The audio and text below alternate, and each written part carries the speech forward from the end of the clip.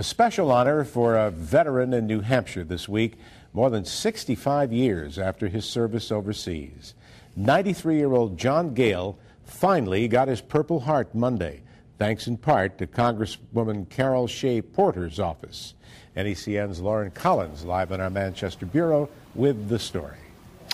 And Chet, the Congresswoman, helped out John Gale and his daughter, who lives in Plastown, New Hampshire, after they ran into some red taping getting those long overdue medals. But this modest veteran says he didn't mind the wait. When you get a Purple Heart, it means that you sacrificed and you suffered. But John Gale doesn't see it that way. Even though he's waited more than 65 years for his Purple Heart, this World War II vet is remarkably humble about the honor. Soldiers who were wounded, really wounded, people who were killed. I just happened to be able to look concussion.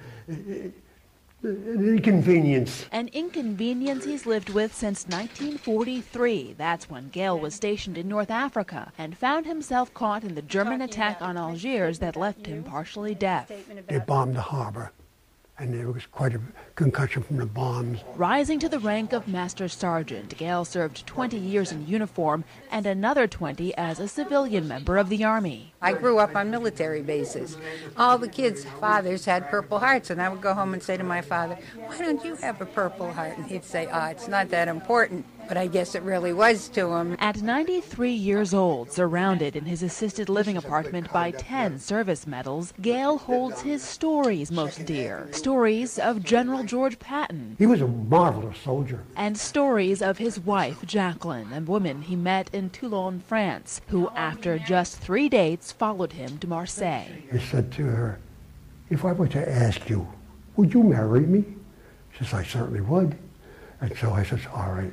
I asked if she married. Each one of his stories are treasures, too, for his family. So fun that a few years ago we put them all on film. We sat him down and said, "Can you tell me the story of," and we talked about all the favorite stories. Yet beyond his closest friends and relatives, Gale believes there is a limited interest among the youngest generation in the lessons of the greatest generation. Personally, I don't think they care.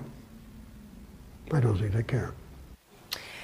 Gale says that's pretty normal for people who don't have relatives that served in the war. This is just history, and he pursued the Purple Heart Chet in part so that his great-grandsons would have a tangible reminder of why it's important to keep those stories of the greatest generation alive.